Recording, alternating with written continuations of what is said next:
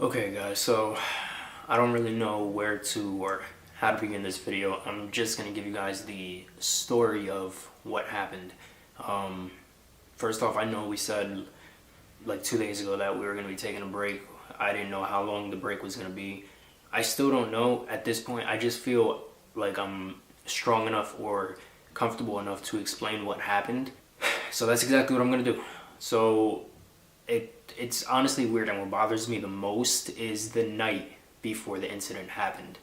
The night before the incident happened, I wasn't able to sleep. I was tossing and turning in bed until like 4 in the morning. I was literally dripping in sweat, and I was just thinking about my grandmother the whole time. Something didn't feel right. So that's what bothers me the most about like the whole situation, was that feeling the night before. I knew something was wrong, but she was perfectly fine up until the incident happened. But something rubbed me the wrong way that whole night, and that's what bothers me about the whole thing. So basically, the next morning, we had the maintenance guy come and fix the fan. The fan was acting up, and cool maintenance guy. Me and him were talking. He's older. We started talking about like his health problems and stuff like that, and I chimed in. I started telling him about my grandparents, that they went through like similar stuff. So we were just having a conversation about that. I kid you not. After he left, I got up on a chair to tighten up the bowl that protects the light for the fan. He left it a little loose, so I got on the chair and I was like tightening it up. As I'm tightening it up, my grandfather calls me on FaceTime, and he immediately says, "We're gonna be going to the hospital." So I obviously freak out. I'm like, "What are you talking about?" He tells me, "Your grandmother fell down the stairs." Now the stairs she fell down, they weren't stairs inside the house. They are concrete stairs in our backyard. Like, you guys can imagine how hard concrete is. We didn't see her fall down. Like, my grandfather didn't see her fall down or anything. He was actually inside the house and heard like a stumble and like kind of like a bang, but he thought it was the garbage cans falling in the backyard because it was windy that day. So we don't know how many how many stairs she fell down. We're assuming 3, 4 stairs, just based on where she had hit the cement on the ground. Obviously there was like blood there. So we're thinking she fell down like 3 or 4 flight. I keep saying flight. She keeps falling down. She fell down 3 or 4 stairs, and then she hit the concrete at the bottom. Doing so, but back to the FaceTime call. I'm sorry that this is all over the place. So my grandfather tells me, "Yeah, we're going to be going to the hospital. She fell down the stairs." And like I said, they were concrete stairs. There was already a cop at the scene. He grabbed the phone from my grandfather and was telling me, "She's fine. Don't rush over here. Take your time. She just looks like she broke her nose." That's really it. Now, my anxiety's all over the place. My heart is like beating crazy. He's telling me not to rush, but obviously I did. I live like 15 minutes away, so I sped over there as fast as I could. We get there, the ambulance is already there. They already had put her in the ambulance, and they were just about to drive off with her. So I followed the ambulance. They had to stop like 2 or 3 times on the way to the hospital because apparently she was throwing up in the ambulance. So they kept coming in and out of the truck. They had like 2 guys in with her in the truck. The driver came out. He was speaking to me because I kept asking, "Why are we stopping?" He was explaining to me that she's throwing up. That's kind of normal when people hit their head. They're disoriented, they get dizzy, so they start throwing up. She was also talking, she wasn't making sense, basically, to say the least. You would ask her questions and she would say something completely different. Like, I think my grandfather tried asking her, "Where does it hurt? Where did you hit yourself?" And she just started calling out, she called out my name. She called out my sister's name. We end up finally getting to the hospital. I had to wait maybe like 20 minutes to 30 minutes before they actually let me back into the emergency room area where I can meet with my grandfather and we can just be with her. So we were in the trauma department because she had some head trauma, but they were asking us questions and stuff like that. This isn't the first time she's fell, but this is definitely the first time it was this serious. She's had light falls in the past, but nothing that would even make it close to even going to the hospital or even thinking about going to the hospital. She would just like literally fall. We thought it was just, you know, her age. She does have blood pressure problems, so sometimes her blood pressure would get low, and that would be the cause of, like, you know, the light fall or like the little stumble. But she takes medication for that. Grandfather checks her blood pressure every single day, but something was off. We knew it was something more than just like her blood pressure and, like, you know, her age. So they went to go get a CAT scan that same morning that she fell, oddly enough. Just to find out what's going on with her head. They wanted to do a CAT scan of the brain. As we're in the trauma department and they're trying to stabilize her, because it was honestly very scary. I'll get to that point. But while we're in the trauma department trying to handle all that, my grandfather gets a call from the doctor that she went to go see that morning for her CAT scan, for her checkup.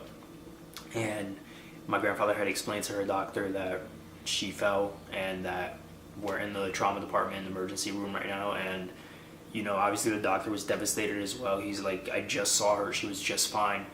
But as far as the results of the CAT scan of that morning, he said that he sees a little tiny, I'm just going to call it a speck, because I'm not no medical person. I'm not going to get into the details, and I don't want to say anything wrong.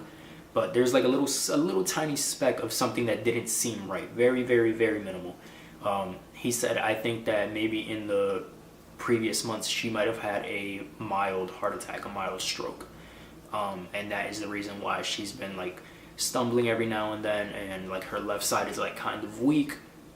So it kind of like started making sense. So we thought the reason she had fell down the stairs this time was because she might have had a stroke or a mild heart attack again, and that caused her to just faint and hit the ground. So onto the scary part, which was when they were, you know, they brought her into the emergency room. They're trying to stabilize her. They're trying to figure out what's going on with her, do some scans and all that. They took her to get a CAT scan. Her head again showed the same speck as the one in the morning. They compared the one from her doctors to the one they took at the hospital, and it said it's relatively the same.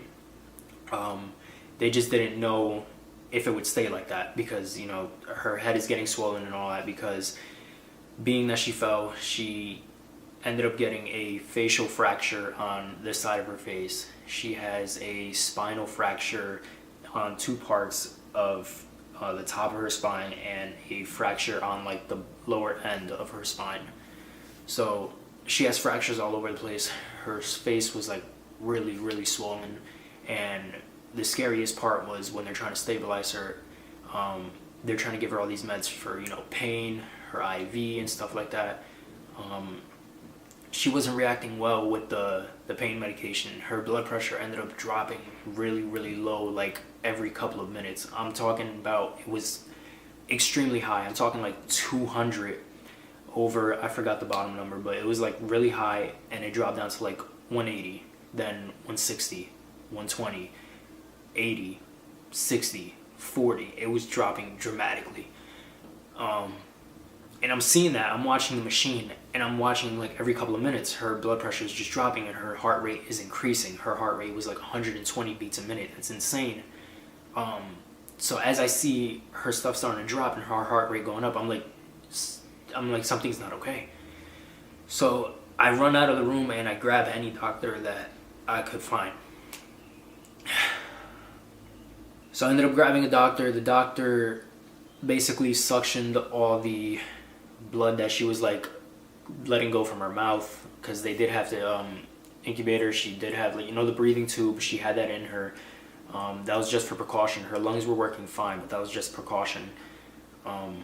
So, you know, he suctioned all the fluid out of her mouth. He ended up doing something with the pain med. I think he like lowered the dosage by a lot. He ended up giving her another medication that would make her blood pressure go up. It went back up. Again, this is a complete random doctor that I pulled from the side. This is not even his patient. He was just helping me, as a doctor should, but I'm very grateful for that doctor. So we ended up getting her semi-stable.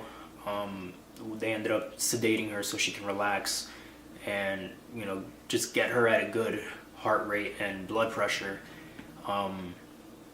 After that, they were trying to see if they can take her up to the ICU once they stabilized her and all that. But again, right when they were about to do that, her blood pressure started to drop again. So at this point, I have a bunch of negative thoughts in my head. I'm sorry for the break, guys. I'm trying to get myself together. But yeah, I kept having negative thoughts in my head. I'm like, this isn't looking good.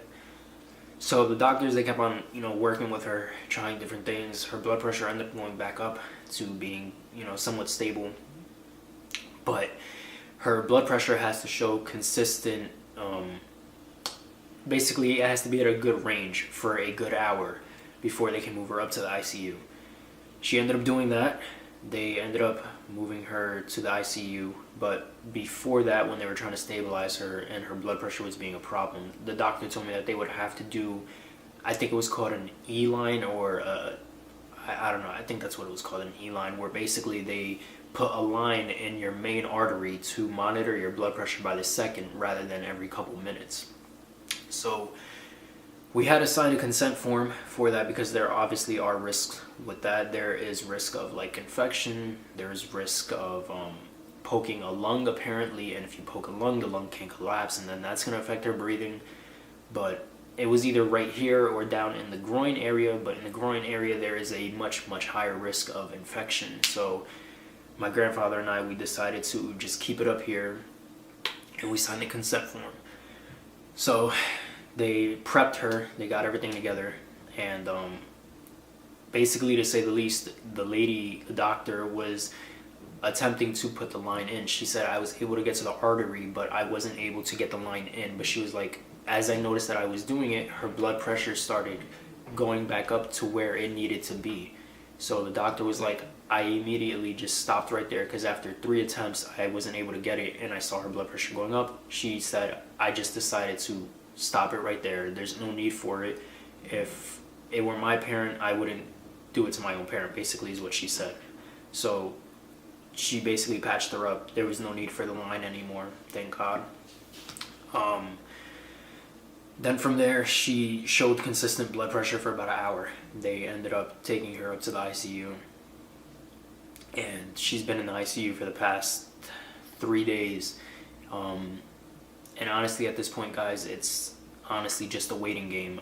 The doctor said that as far as her fractures all over spine, face, that there seems to be no need for surgery anywhere. So that's honestly good news, thank God. She does have to wear a neck brace for right now. We don't know how long she's still going to be in the hospital. She's still like in and out of it. She hasn't really woken up per se, so technically she's been asleep since, today is Tuesday, she's been asleep since Friday. They took the sedation off of her. They ended up just leaving the painkillers on her because obviously she's probably in a crazy amount of pain. We told the doctor that we think she's not going to wake up if she has this painkiller on, so they reduced it. As they reduced it, she started opening up her eyes, I think like a half hour after that. She would open them like slightly, and then she would like go back to sleep basically. She is moving all of her limbs, you know, both arms, both legs, so that was a good sign off the jump. She's been doing that for the past couple of days, so we know that she's okay to move. But it's just a matter of getting her to wake up. And, you know, as I said, we took the dosage down on the painkiller. She started opening up her eyes a bit. The doctor said, I want to take her off the painkillers for an hour, just completely on nothing, and see how that goes. So he ends up doing that. A half hour into that hour, she ends up opening up her eyes more, and she starts moving more, and she's listening to commands. She's squeezing my mom's hand. She's moving the arm that we tell her to move. If you guys hear the shower, that is Janice. I let her sleep in today, and she's getting ready now because she's been up with me, you know, night and day. But yeah, she's been listening to commands here and there. She wakes up slightly, and pretty much that's that. As far as this morning, the doctor ordered that she's been breathing on her own so there's no need for the breathing tube. So they're going to discuss if she really needs the breathing tube or not. They're going to monitor her breathing a little more, but her lungs are at 100%. They've always been. So they might take the breathing tube out and just leave, you know, like the hose that they put like right here and it goes behind your ears. They might just put that on. They also cut her off the painkillers completely. She is not on any painkillers as of this morning, and we're going on about almost 3 hours without painkillers. My grandfather called me not too long ago, and she opened up both of her eyes, and she was actually blinking and like looking around and stuff like that. And she was moving, so it looks like overall we are heading in the right direction. That's really it, guys. I mean, at this point, the doctor even told me when I was at the hospital yesterday, he's like, it's just a waiting game. He said, you know, we're older people, whenever there's like head trauma, it may take them a couple of days to wake up, rather than someone who's young, it may take them a couple of hours. So he said at this point, it's just a waiting game.